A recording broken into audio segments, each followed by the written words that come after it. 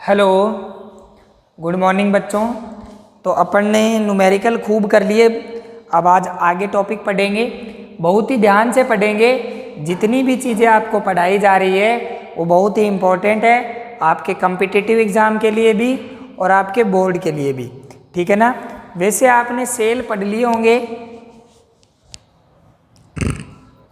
आपने सेल पढ़ लिया होगा 11th क्लास में या 12th क्लास में भी आपको इलेक्ट्रोकेमिस्ट्री पढ़ाई होगी, ठीक है। तो अपन आज किसके बारे में अध्ययन करेंगे? सेल के बारे में। कौन से सेल के बारे में? इलेक्ट्रिक सेल के बारे में, विद्युत सेल के बारे में। किसके बारे में बात करने वाले हैं अपन आज? विद्युत सेल के बारे में, इलेक्ट्रिक सेल। ओके बेटा, वो बायोलॉजी वाले कोशिका मत समझ जाना कि कोशिका के बारे में पढ़ेंगे, ठीक है ना। उसके बारे में नहीं पढ़ेंगे। किसके बारे में पढ़ेंगे? इलेक्ट्रिक सेल के बारे में, क्योंकि आप तो पता नहीं सेल का मतलब क्या क्या समझ जाते हो, ठीक है। तो अपन आज पढ़ने वाले हैं विद्युत सेल।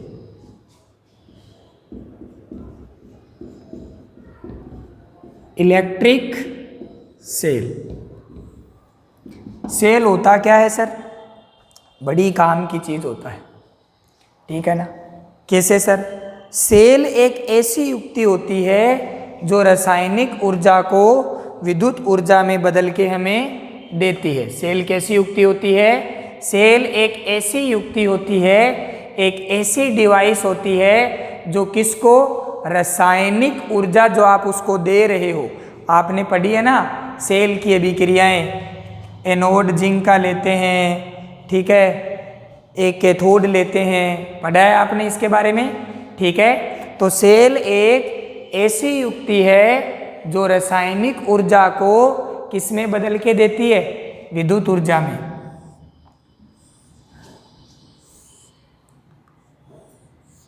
ठीक है ना। तो ये आपका क्या है? सेल है, ठीक है ना बेटा। इधर से इसने क्या ले ली? रासायनिक ऊर्जा ले ली। अब रासायनिक ऊर्जा ये कैसे लेता है? रासायनिक अभिक्रियाओं से। कैसे लेता है?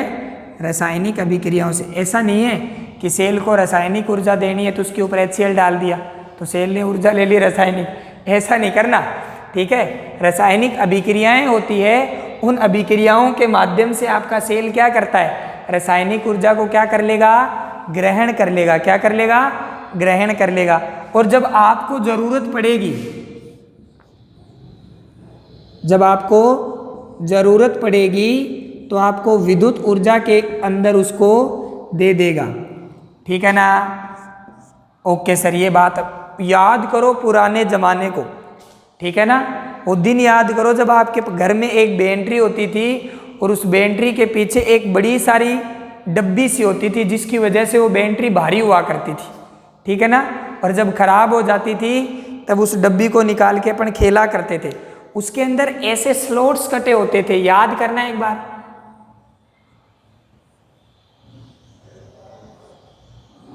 ऐसे स्लॉट्स कटे होते थे जिनके अंदर छोटे छोटे मोती से डाले हुए रहते थे, याद आया। और उनको अपन घुमा घुमा के ऐसे देखते थे, कभी ऐसे करते थे, कभी ऐसे करते थे, याद आया कि नहीं आया? ऐसे बैटरी होती थी, उसके ऐसे स्लॉट्स कटे हुए रहते थे और उसके अंदर मोती से रहते थे, तो अपन उसको ऐसे ऐसे करते रहते थे और उसके अंदर पानी भी डला होता था, ठीक है ना। और जब बैटरी खराब हो जाती थी तो अपन क्या कहते थे कि इसका जो ये पीछे वाला सिस्टम है ये क्या करवा के लाना पड़ेगा? चेंज करवा के लाना पड़ेगा।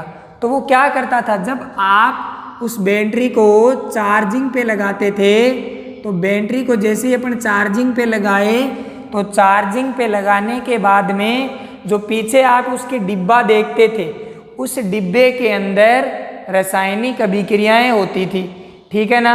बैटरी चार्ज होती रहती थी क्योंकि वो बैटरी क्या कर रही है? अभी जो आपकी विद्युत ऊर्जा ले रही है और उसको किस में बदल रही है? रासायनिक ऊर्जा में। और जब आपको चाहिएगी तो वो रासायनिक ऊर्जा को किस में बदल देगी? वापिस से विद्युत ऊर्जा में। तो सेल एक ऐसी युक्ति है जो रासायनिक ऊर्जा को विद्युत ऊर्जा में बदलने के लिए काम में लिया जाता है। सबसे इंपॉर्टेंट बात, ठीक है सर। कैसे कैसे बदलता होगा सर ये? अभी बताएंगे, पहले इतना समझ लो, आगे मेरे से आगे मत जाओ, ठीक है ना। तो किसको, रासायनिक ऊर्जा को विद्युत ऊर्जा में बदलता है, पहली बात। ओके, हाँ जी सर, ये बात हमें बहुत अच्छे से समझ आई, बहुत बढ़िया। आगे बताओ आप, ठीक है। अब ध्यान से सुनो, सेल की संरचना के बारे में पढ़ना पड़ेगा फिर अपने को, क्योंकि संरचना नहीं जानेंगे तो अपने को पता कैसे चलेगा कि इसके अंदर क्या क्या अभिक्रियाएं होती है, ठीक है। तो अपन सेल के बारे में पढ़ना शुरू करते हैं, ठीक है।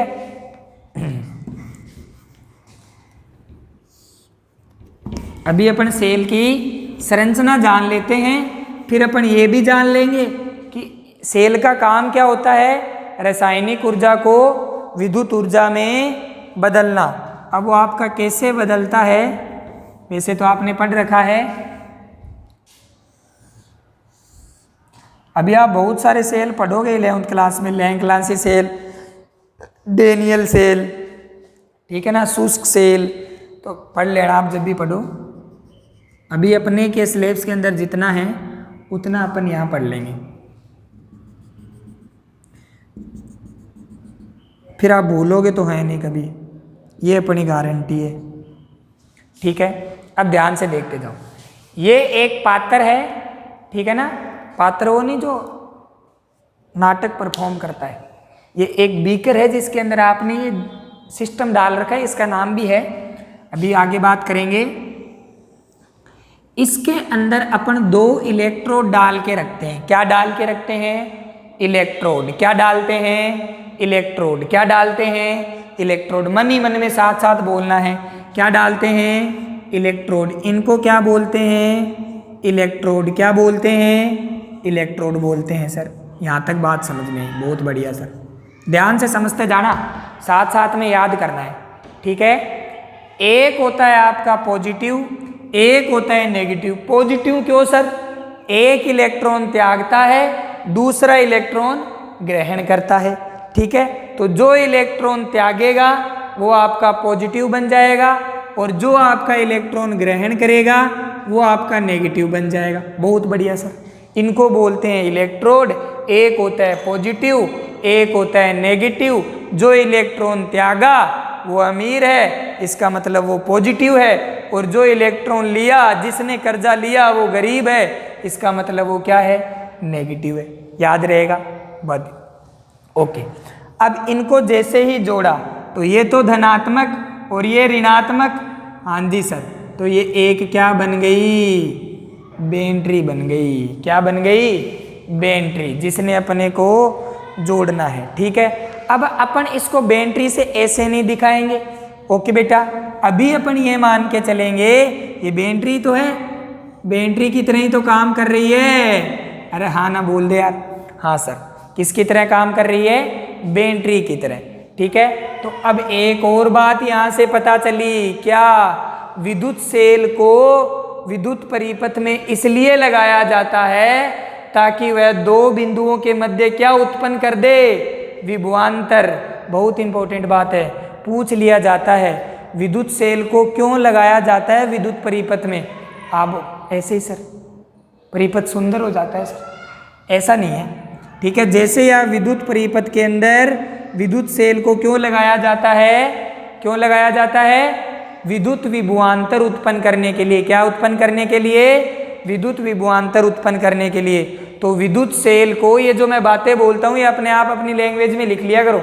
विद्युत परिपथ के अंदर विद्युत सेल को 2 बिंदुओं के मध्य विद्युत विभवांतर उत्पन्न करने के लिए लगाया जाता है।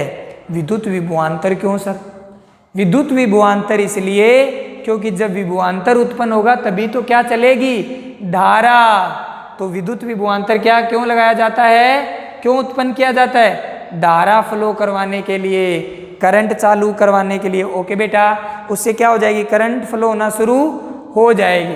तो विद्युत परिपथ के अंदर विद्युत सेल को करंट के प्रवाह के लिए लगाया जाता है। दूसरी बात समझ में आई सर, बहुत बढ़िया, ठीक है। तो जैसे ही आपने ये लगाए तो आपकी क्या फ्लो होना शुरू हो जाएगी, करंट फ्लो होना शुरू हो जाएगी। तो ये आपने करंट फ्लो करवा दी। बहुत बढ़िया सर। ठीक है, अब देखो जो ये क्या था पॉजिटिव, पॉजिटिव कैसे हुआ, इलेक्ट्रॉन त्याग कर। तो जो प्लेट या जो इलेक्ट्रोड इलेक्ट्रॉन का त्याग करता है वो कौन सा आवेश ग्रहण करता है, धनात्मक। तो इसको बोलेंगे धनागर। क्या बोलेंगे, धनागर। इंग्लिश में बोलते हैं एनोड। क्या बोलते हैं, एनोड। क्या बोलते हैं, एनोड। और ये क्या कर रहा है, इलेक्ट्रॉन ले रहा है। इलेक्ट्रॉन ले रहा है तो ये क्या ग्रहण कर रहा है, ऋणात्मक आवेश। और अगर ऋणात्मक आवेश ग्रहण कर रहा है तो नाम से ही पता चल गया ये क्या है, ऋणागर, जिसे क्या बोलेंगे रे, कैथोड बोलेंगे सर। क्या बोलेंगे, कैथोड। तो जो इलेक्ट्रॉन देता है वो धनवान है, इसलिए उसको क्या बोलेंगे, धनागर। और धनागर को इंग्लिश में एनोड कहते हैं। जो प्लेट इलेक्ट्रॉन लेती है वो क्या है, ऋणागर। और ऋणागर को अपन क्या कहेंगे, कैथोड कहेंगे। ठीक है ना, कोई प्रॉब्लम यहाँ तक। अब इन दोनों के बीच में अपन ने एक तार लगा दिया। तार क्यों लगाओगे सर, धारा प्रवाह तार में ही तो होगी यार, सही है कि नहीं। ये तो कॉमन सेंस की बात है। आपके घर में बिजली आ रही है, किसके माध्यम से आ रही है, बाल्टी में भर के ला रहे हो, ठीक है कि हाँ सर। ये लगाई ट्रांसफार्मर के आगे, 2 किलो बिजली बाल्टी में डली, अब घर ला के फ्री चला लिया, 2 किलो उसको दे दी, ठीक है ना। किससे आती है बिजली, तारों से, इसलिए तार लगा दिया ताकि क्या बहे, करंट। समझ में आ गया, ये बात भी हमें बहुत बढ़िया समझ आई सर। ठीक है, अब ये सर जो आपने ये भर रखा है ना, ये क्या ताम झाम है, इसको भी बताओ। ठीक है, इसको बोलते हैं विद्युत अपघट्य। क्या बोलते हैं,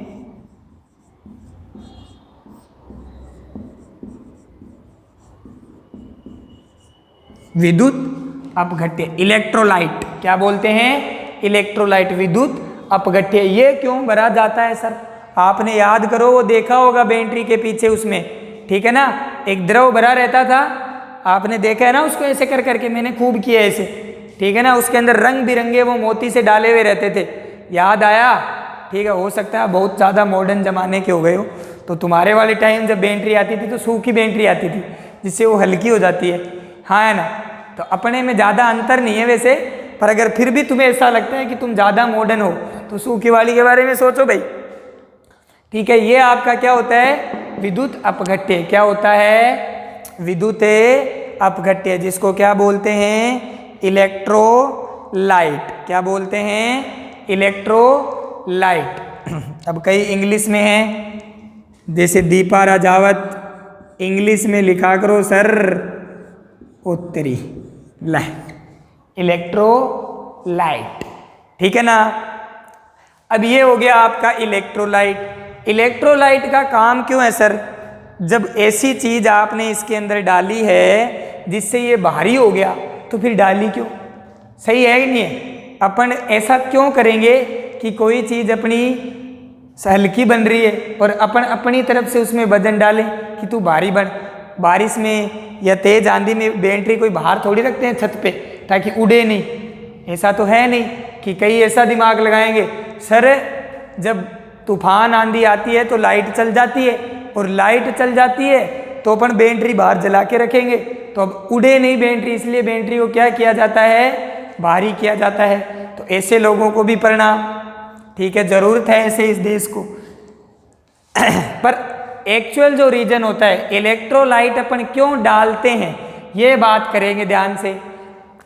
इलेक्ट्रोलाइट ये इसलिए डालेंगे कि ये अभिक्रिया जो हो रही है ना, ये धारा किसकी वजह से चल रही है, रासायनिक अभिक्रिया की वजह से। मैंने आपको क्या कहा, सेल क्या काम करता है, रासायनिक ऊर्जा को विद्युत ऊर्जा में बदलता है। तो ये रासायनिक ऊर्जा कहाँ से आई, HCl पी लिया सेल ने, नहीं, HCl नहीं पीता सेल। सेल ने क्या की, रासायनिक अभिक्रिया करवाई। क्या करवाई, रासायनिक अभिक्रिया अपन ने करवाई। तो रासायनिक अभिक्रिया जब आपका सेल करवा रहा है तो वो क्या कर रहा है, यहाँ से इलेक्ट्रॉन त्याग रहा है और दूसरा इलेक्ट्रॉन क्या कर रहा है, ग्रहण कर रहा है। तो एक दिन तो ऐसा आएगा जब ये इलेक्ट्रॉन त्यागता जाएगा, त्यागता जाएगा, त्यागता जाएगा, त्यागता जाएगा, सारे इलेक्ट्रॉन त्याग देगा, तो इसके पास तो कुछ बचेगा ही नहीं और ये इलेक्ट्रॉन का धनी हो जाएगा कि नहीं हो जाएगा। तो ऐसा होने के बाद तो सेल खराब हो जाएगा, क्योंकि अब इसके पास कुछ है ही नहीं, तो त्यागेगा क्या? सही बात बोल रहा हूं, जब इसके पास कुछ है ही नहीं तो त्यागेगा क्या? तो क्या करें सर, ये तो बड़ी प्रॉब्लम की विषय हो गई सर। ठीक है, तो अब अपन क्या करेंगे, ये क्या करता है, इलेक्ट्रॉन लेता रहता है, लेता रहता है, लेता रहता है, तो इसका मतलब ये तो जमा कर लेगा और इसके पास क्या हो जाएगी, कमी। एक दिन ऐसा आएगा जब ये सारे इलेक्ट्रॉन इसको दे चुका होगा, अब तो बैटरी खराब, क्योंकि धारा बह ही नहीं रही, और धारा बहेगी नहीं तो फिर ऊर्जा आएगी कहाँ से, तो बैटरी तो अपनी हो गई खराब। अब हम क्या करें सर, अब इलेक्ट्रोलाइट यही काम करता है, जब ये इस अभिक्रिया को सुचारू रूप से चालू रखता है। क्या करता है, इस अभिक्रिया को सुचारू रूप से चालू रखता है, तो जो इलेक्ट्रॉन इसने लिए हैं वो फिर ये कुछ समय बाद ये इलेक्ट्रॉन इसको वापस से दे देगा। ठीक है ना, तो इसके पास जो इसने दिए थे वो फिर से वापस ये ग्रहण करे, हो जाएंगे ही नहीं हो जाएंगे। तो ये किसी भी विद्युत अपघट्य का क्या काम है, विद्युत रासायनिक सेल के अंदर रासायनिक अभिक्रिया को सुचारू रूप से चालू रखना है। विद्युत सेल के अंदर किसी भी रासायनिक अभिक्रिया को जो चालू रखने का जो काम है, जो शुरू एकदम कंटिन्यू फ्लो में बनाए रखने का जो काम है, वो कौन करता है, विद्युत अपघट्य। तो समझ में आ गया कि विद्युत अपघट्य का अपने सेल के अंदर क्या यूज है। ठीक है, तो ये अपन ने इतनी सारी बातें करी। ठीक है, तो आई होप आपको ये सारी बातें बहुत ही अच्छे से समझ में आ गई होगी। अगर एक बार अपन रिकॉल करें तो क्या बोलेंगे, ध्यान से समझेंगे। विद्युत सेल एक ऐसी युक्ति है जो रासायनिक ऊर्जा को विद्युत ऊर्जा में बदलती है। किसी भी परिपथ के अंदर विद्युत सेल को क्यों लगाया जाता है, किसी भी परिपथ के अंदर दो बिंदुओं के बीच में विद्युत विभवांतर उत्पन्न करने के लिए विद्युत सेल को लगाया जाता है, जिससे उसके अंदर जो अभिक्रिया है, जिससे उसके अंदर जो करंट है वो फ्लो हो सके। ओके बेटा, ये अपन ने कौन सी बात करी, दूसरी बात। फिर अपन आए इसकी संरचना पे। विद्युत सेल के अंदर दो इलेक्ट्रोड होते हैं। एक इलेक्ट्रोड धनात्मक होता है जिसे धनागर बोलते हैं, दूसरा इलेक्ट्रोड ऋणात्मक होता है जिसे ऋणागर बोलते हैं। इन दोनों इलेक्ट्रॉनों को एक चालक तार के द्वारा जोड़ दिया जाता है। ओके बेटा, यस सर, कोई दिक्कत नहीं है सर, सारी बातें हमें समझ आई।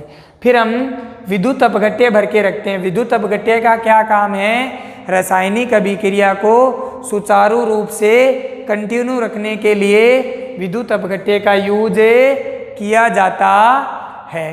ओके बेटा, तो ये आपका हो गया विद्युत सेल। ठीक है, डेफिनेशन हो गई, काम बता दिया, संरचना बता दी। अब ये कितने प्रकार का होता है, तो यह आपने 10th क्लास में भी पढ़ा है।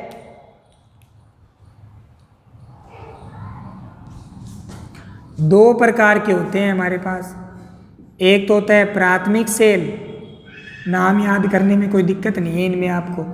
एक तो प्राथमिक सेल और एक द्वितीयक सेल, इतना तो याद रह जाएगा आपके, प्राथमिक सेल और द्वितीयक सेल। ठीक है बेटा, अब देखो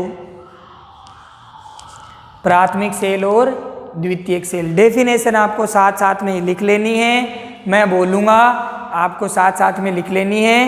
वे सेल, पहले अपन प्राथमिक सेल की बात कर रहे हैं, वे सेल जो वे सेल जो रासायनिक ऊर्जा को, वे सेल जो रासायनिक ऊर्जा को विद्युत ऊर्जा में सीधे परिवर्तित कर देते हैं। वे सेल जो सीधे रासायनिक ऊर्जा को विद्युत ऊर्जा में परिवर्तित कर देते हैं प्राथमिक सेल कहलाते हैं। वे सेल जो सीधे रासायनिक ऊर्जा को विद्युत ऊर्जा में परिवर्तित कर देते हैं विद्युत सेल प्राथमिक विद्युत सेल कहलाते हैं। वे सेल जो सीधे रासायनिक ऊर्जा को विद्युत ऊर्जा में परिवर्तित कर देते हैं प्राथमिक विद्युत सेल कहलाते हैं। ठीक है, अब एक बात ध्यान रखना, वेरी वेरी इंपॉर्टेंट बात तो यही है, प्राथमिक सेल को विद्युत आवेशित नहीं किया जा सकता, या प्राथमिक सेल को ऐसे लिखो, प्राथमिक सेल को बार बार चार्ज नहीं किया जा सकता, प्राथमिक सेल को बार बार आवेशित नहीं किया जा सकता, प्राथमिक सेल को बार बार आवेशित नहीं किया जा सकता। या ऐसा भी लिख सकते हो, प्राथमिक सेल को, सबसे जो अच्छी लाइन रहेगी वो ये रहेगी, प्राथमिक सेल को पुनः आवेशित नहीं किया जा सकता। तो क्या बोलेंगे, वे सेल जो सीधे रासायनिक ऊर्जा को विद्युत ऊर्जा में बदल देते हैं प्राथमिक विद्युत सेल कहलाते हैं। प्राथमिक विद्युत सेल को पुनः आवेशित नहीं किया जा सकता। समझ में आ गया? एग्जाम्पल, आपके घड़ी में जो सेल डालते हो और कुछ दिन बाद घड़ी चलना बंद हो जाती है तो उनको उतार के चार्जिंग में लगाते हो क्या, या सेल फेंक देते हो? एक निप्पो का सेल आता है, डाला होगा, बहुत सारी कंपनियों के आते हैं, जस्ट एक एग्जाम्पल दे रहा हूँ मैं आपको, ठीक है ना। तो आपने उसको घड़ी के अंदर डाला, आपकी घड़ी 10 साल चली, 20 साल चली, 100 साल चली, ठीक है, घड़ी बंद हो गई, ठीक है ना। अब आप क्या करोगे, सेल निकालोगे और फिर उनको चार्ज लगाओगे। ऐसा होता है या फेंक देते हो? डायरेक्ट अपन यूज एंड करके और बाद में उन्हें पुनः बार बार आवेशित नहीं कर सकते। तो प्राथमिक सेल को बार बार आवेशित आप नहीं कर सकते। वेरी वेरी इंपॉर्टेंट बात है जो आपको ध्यान में रखनी है कि प्राथमिक सेल को पुनः आवेशित नहीं किया जा सकता। एग्जाम्पल लिख लो, लेंकलांसी सेल, डेनियल सेल, शुष्क सेल। बस अपने इतना ही है सिलेबस में, बाकी इनकी कंस्ट्रक्शन आपके फिजिक्स में वहाँ है, केमिस्ट्री में, तो वहाँ मेरे मुंह की तरफ मत देखो, वहीं पढ़ना है। आपको ही बोल रहा हूँ जो वीडियो देख रहे हैं, मेरी मुंह की तरफ ही तो देख रहे होंगे ना सब, कि आगे पढ़ाएंगे। आपकी तो आदत है ये भी पढ़ा दो वो भी पढ़ा दो, ठीक है ना। तो आपको बस यहाँ पे कंस्ट्रक्शन नहीं पढ़ाई जाएगी, लेंकलांसी सेल, डेनियल सेल, शुष्क सेल लिख लो बेटा, एग्जाम्पल लिख लो, लिख लिया होगा।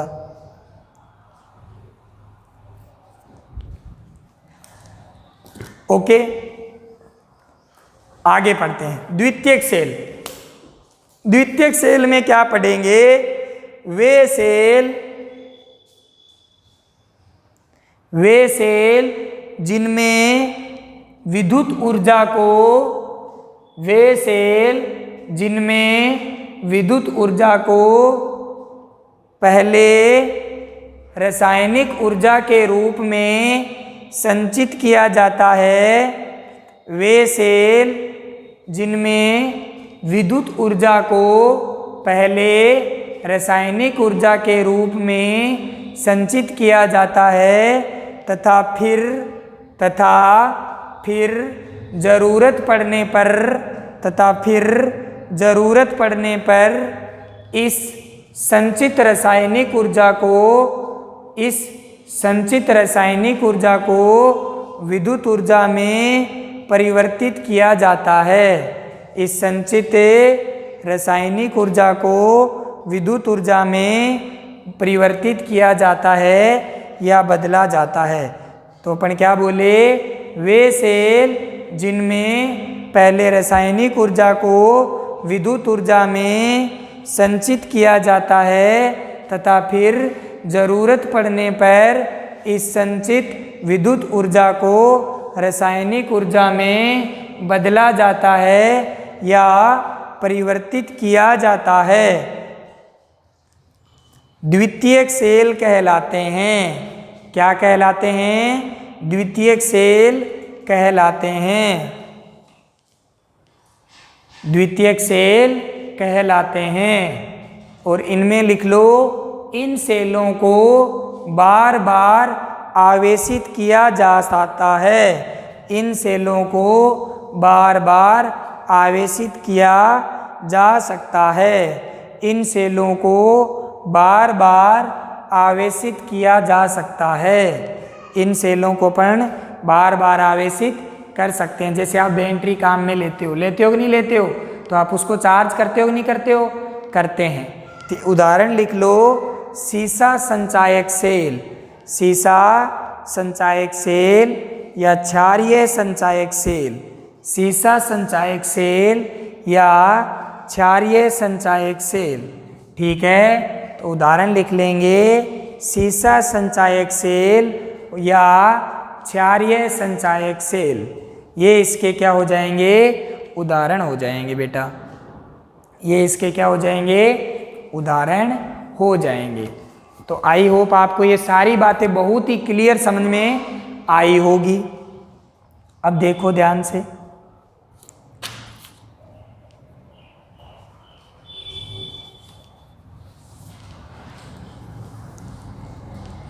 ध्यान से सुनेंगे। अब देखो, जब ये इलेक्ट्रॉन गति इसके अंदर करेंगे, ठीक है, इस सॉल्यूशन के अंदर जब आपके इलेक्ट्रॉन गति करेंगे तो वो इलेक्ट्रॉन इस सॉल्यूशन के कणों से टकराएंगे कि नहीं टकराएंगे? बिल्कुल टकराएंगे, हाँ या ना? जब इलेक्ट्रॉन आपके इस सॉल्यूशन में गति कर रहे हैं, इलेक्ट्रोलाइट के अंदर गति कर रहे हैं, तो वो इस सॉल्यूशन के कणों से टकराएंगे कि नहीं टकराएंगे? टकराएंगे। तो उन टकराव के कारण उन इलेक्ट्रॉनों के मार्ग में बाधा उत्पन्न होगी कि नहीं होगी? होगी कि नहीं होगी? होगी कि नहीं होगी? होगी सर। और मार्ग में बाधा उत्पन्न होने की कोई क्या कहते हैं? प्रतिरोध। क्या कहते हैं? प्रतिरोध। तो हर एक सेल का एक प्रतिरोध होता है जिसे अपन आंतरिक प्रतिरोध कहते हैं। तो अपन क्या बोल देंगे? सेल के आंतरिक प्रतिरोध में क्या बोल देंगे? कि जब सेल परिपथ में होता है, जब सेल, ध्यान से सुनेंगे, जब सेल परिपथ में होता है तो आयन सेल के भीतर विद्युत अपघट्य के आयनों से टक्कर करते हैं। क्या करते हैं? टक्कर करते हैं।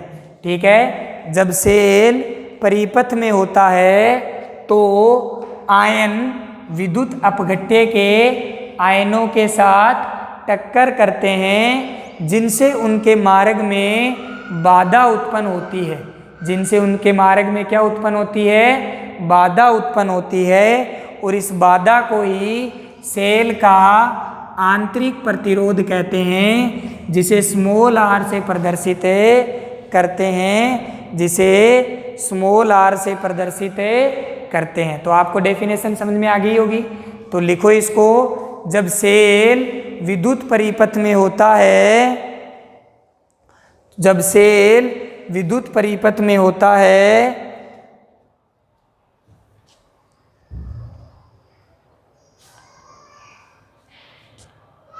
ठीक है, जब सेल विद्युत परिपथ में होता है तो आयन सेल के भीतर विद्युत अपघट्य में गति करते हैं।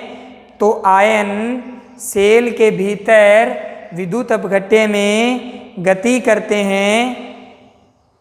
तो आयन सेल के भीतर विद्युत अपघट्य के भीतर गति करते हैं। जब सेल विद्युत परिपथ में होता है तो आयन विद्युत अपघट्य में गति करते हैं।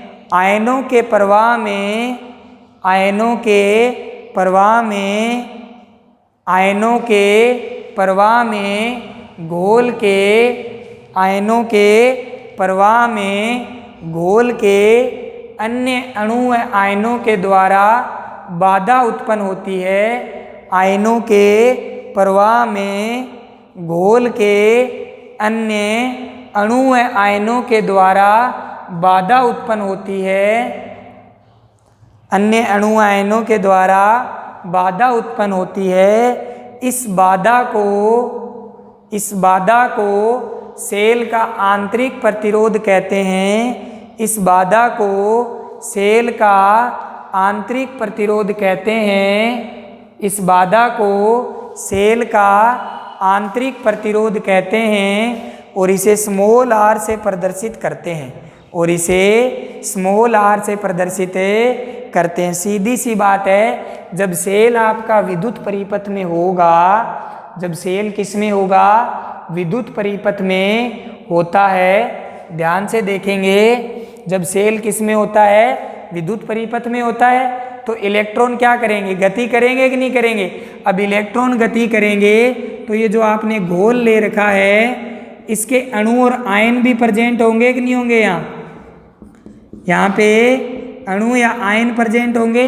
अब जब इलेक्ट्रॉन जाएंगे इधर से इधर, तो वो किससे टकराएंगे, अणु या आयन से टकराएंगे कि नहीं टकराएंगे। ये इलेक्ट्रॉन त्यागेगा, इलेक्ट्रॉन इसके पास जाएगा, इलेक्ट्रॉन लगातार इसके पास जाएंगे, तो ये मार्ग में अन्य अणुओं से टकराएंगे कि नहीं टकराएंगे, टकराएंगे। और इस टकराव के कारण उनके मार्ग में क्या उत्पन्न हो रही है, बाधा। और बाधा को ही तो प्रतिरोध कहते हैं। पर ये किसका प्रतिरोध है, सेल का। और ये आंतरिक प्रतिरोध है। क्या है, आंतरिक प्रतिरोध। इसे किससे प्रदर्शित करेंगे, स्मॉल आर से, स्मॉल आर से। ठीक है। अब कुछ बातें और ध्यान रखनी है। एक आदर्श सेल का, किसका, एक आइडियल सेल का जो आंतरिक प्रतिरोध होता है वो कितना होता है, शून्य।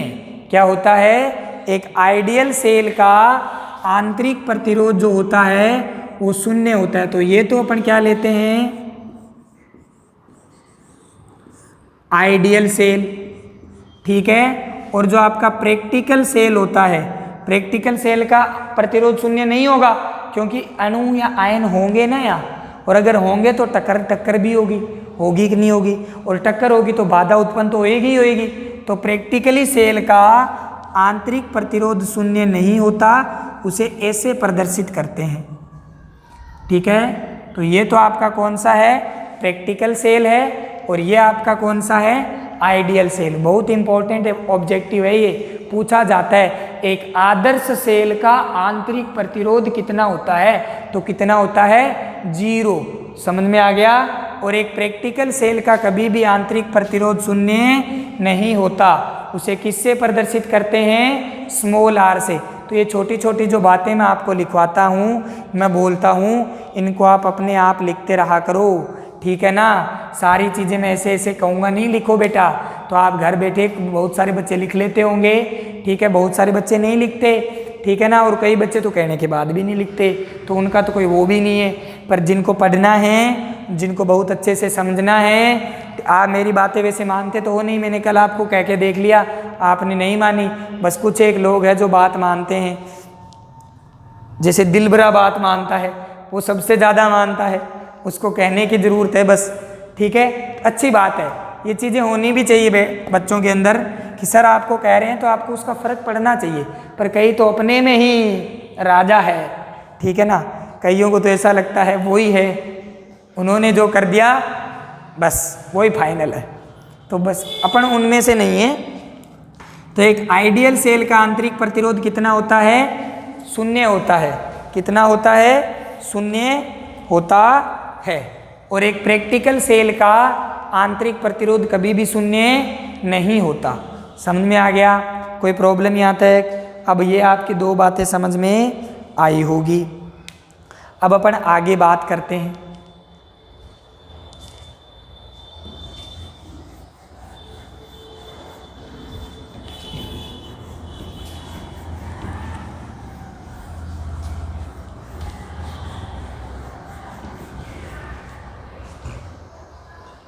अब आप 2 नाम और पढ़ोगे।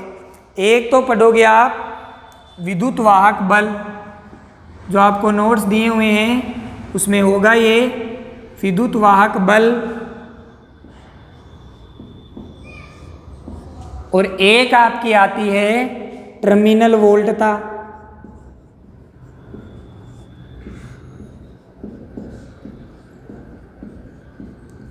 अब ध्यान से सोचना, एक मैं बात पूछूं, एक तो है आपका खुला परिपथ, और एक है बंद परिपथ, तो खुले परिपथ में धारा चलेगी क्या? नहीं चलेगी। कैसे सर? अरे नॉर्मल कॉमन सेंस की बात है। कैसे? आपके घर में बिजली आ रही है, बाहर से एक वायर लगा हुआ है, जाके उसको काट दो, ठीक है ना, तो कट गया, खुला हो गया ना परिपथ। अब धारा आ रही है क्या? अब भी आपके घर में पंखे चल रहे हैं, इसका मतलब आपने पंखे बहुत समझदार खरीदे हैं कि बिना बिजली चलते हैं, बहुत समझदार पंखे लाए हैं, ठीक है। अगर ऐसा नहीं होता तो दुनिया में जिनके सबके पंखे हैं वैसे भी आपके भी पंखे हैं। इसका मतलब जब सेल खुले परिपथ में होता है तो धारा नहीं चलेगी, और जब सेल बंद परिपथ में होगा तो धारा चलेगी, ठीक है। तो एक तो मैंने ले लिया ऐसा खुला परिपथ, ठीक है, और एक मैंने ले लिया एक बार के लिए ऐसा बंद परिपथ ले सकता हूं। तो इसमें आपकी धारा नहीं चल रही, इसमें आपकी धारा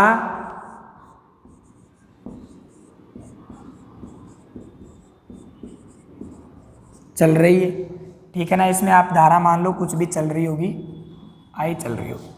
ओके एक नोट ओके? हाँ ना बोल दो यार। ओके सर, चल रही है सर, ठीक है। अब जब प्रतिरोध का क्या काम होता है? मार्ग में बाधा उत्पन्न करना। इसका एक ही काम है, टांग अड़ाने का काम है इसका बस, ठीक है ना। कोई चल नहीं सके सीधा सीधा। बहुत सारे लोग होते हैं ना जिनको आदत होती है, ठीक है, तो वही प्रतिरोध है। इसको भी क्या है? आदत है। इसका एक ही काम है क्या? टांग अड़ाना। तो टांग किस में अड़ाता है? धारा में। धारा में ही तो अड़ाएगा, और तुम्हारे चलने में थोड़ी अड़ाता है, ठीक है ना। तो किस में अड़ाता है? धारा में। अब धारा है ही नहीं, धारा है ही नहीं, तो टांग अड़ाएगा किसमें? नहीं अड़ाएगा।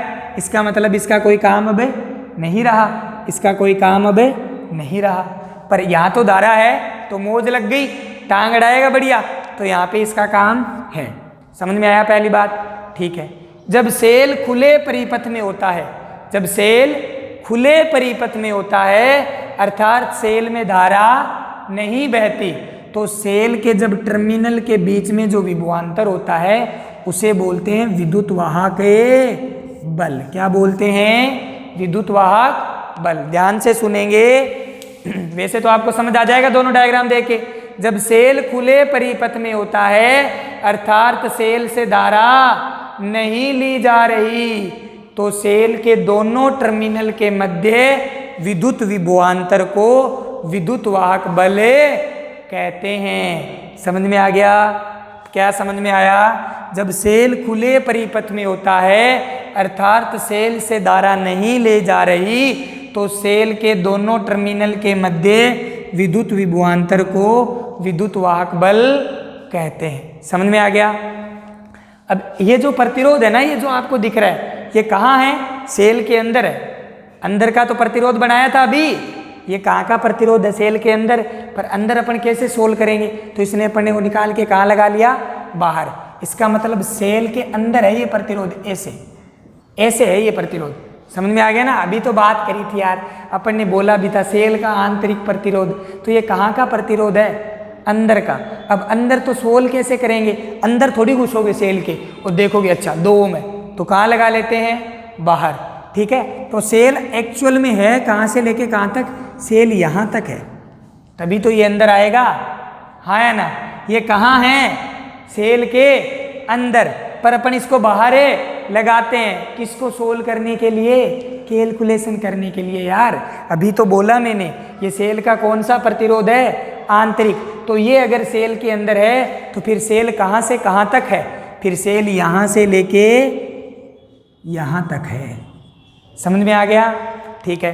तो पहली बात यहाँ समझो, जब सेल खुले परिपथ में होता है अर्थात सेल से धारा नहीं ली जा रही, तो सेल के टर्मिनलों के बीच में विद्युत विभवांतर को सेल का विद्युत वाहक बल कहते हैं। समझ में आ गया?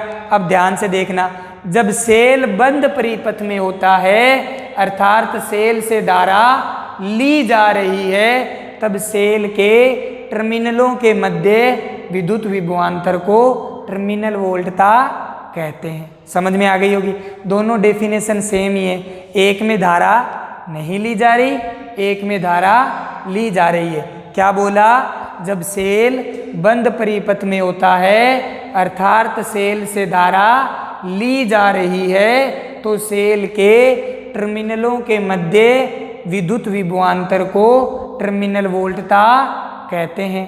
समझ में आ गई बात? कोई डाउट बच्चा किसी के भी नहीं है? अब सर टर्मिनल यहाँ कैसे लिए? अरे ये सेल के अंदर है तो इसको अंदर तो लाओगे ना, आंतरिक प्रतिरोध है ये सेल का।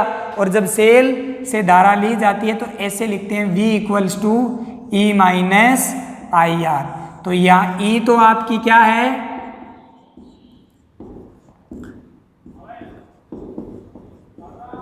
टर्मिनल वोल्टता। और ई क्या होता है?